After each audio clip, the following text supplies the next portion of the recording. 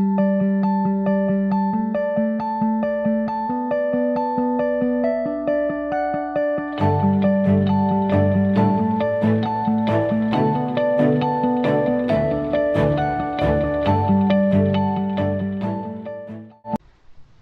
and welcome to Guides.Global.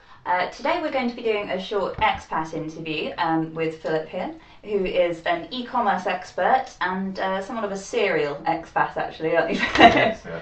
So you grew up in the United States? Yes, Texas. Yeah. Texas in the States, yeah. And your first experience with moving abroad was? The first experience was trying to set up a company here in the UK, so that was in 2009. Okay, and that was in London? That was in London, yes. Okay, so going from Texas to London, was that a big culture shock? It's... yes. Yeah. You don't think about it, because one of the things that came into play when thinking about where to go next was getting the experience, minimizing the cultural problems, the Sure. language barriers and things like that. So I thought, okay, well, let's try this, because it's we can speak the language, and More or less. turns out that I can't speak the language very well, and I don't understand it. Whereabouts in London were you? Central London, Covent Garden. Okay, so the accent wasn't too bad, not too No, thick. I found it entertaining as we started dealing with vendors and contractors and on the phone, just trying to pick up the accents. So language issues aside, you came over here to set up a business. Is the business culture very different here to how it is in the US and Texas specifically? Gosh, yeah. It's funny because again, you think it'll translate since we're essentially brother and sister countries. Yeah. The sense of urgency to get things done didn't exist here, I don't think. Right. And it starts at the banking level. So let's where you can go in the US and set up an account just in 5 minutes walking into a bank. It took, I would say, 5 weeks. So it was literally a bunch of back and forth in-person conversation, which would never be the case. So and then the customer service issue. Everybody's like, I don't know why you're so. Essentially, my customer service perspective was it had to be fanatical. Like everything had to be done right away. And from my perspective, because that's what my customers expected from us. Yeah. And then we would have customer service issue on our side, and it would be kind of like crickets, nothing. Yeah. so I had to get used to that, yeah. And you lived in the UK for two or 3 years? It was about 2 years, yeah. 2 years, so yeah. off and on for about 2 years. Yeah. And by the end of that, had you kind of adapted to the culture here? I don't think so. No, No? I don't think so. That's right. It's fun. I think there are things that don't surprise me anymore. So Yeah. I guess that's a level of being adapted. But I still have a hard time with accents. Yeah. And I think about it. It's like, well, somebody from the UK coming to the US, would they have a hard time understanding somebody from Texas versus Brooklyn, New York, or whatever? Yeah. Is it the same? Because it obviously, living there, it doesn't even appear that, or it's not that apparent. But here, I still have a hard time. So you stuck it out 2 years and then went back to America, Yes. but not back to Texas. Went back to Miami. Miami, That which- was.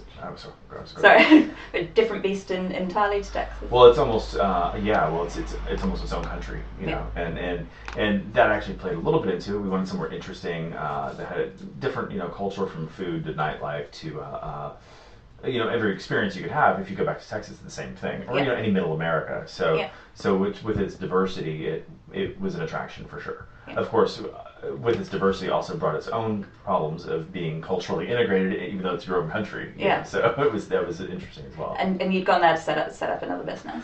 We just actually continued our business there at that point. Okay, So cool. yeah. Was that kind of quite easy to just carry on with? Right, because it was e-commerce, there was no real change in the business function. So it was more of just the setting up the bank accounts, the office, and everything else, which had the same level of urgency that I experienced in London, which was pretty slow. Yeah. So.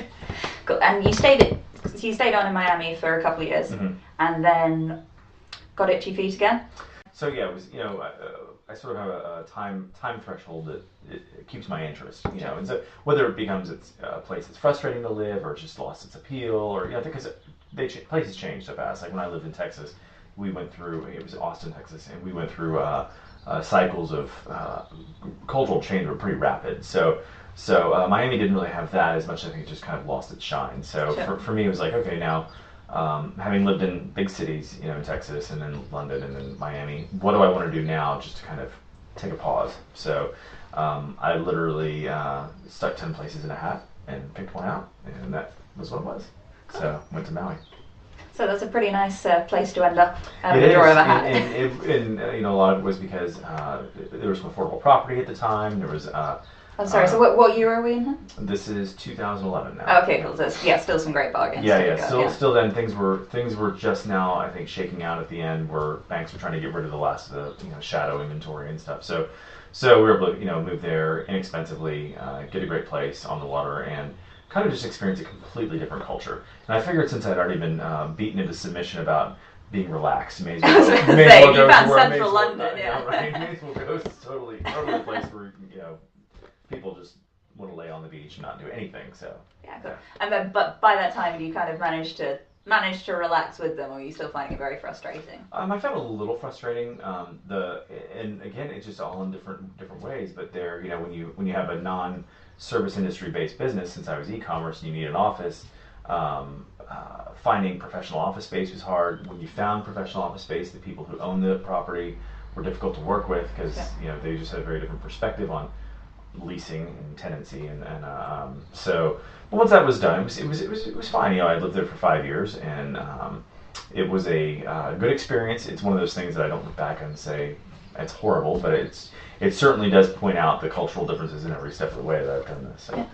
And today we've actually caught you on a very short pit stop in between your next adventure.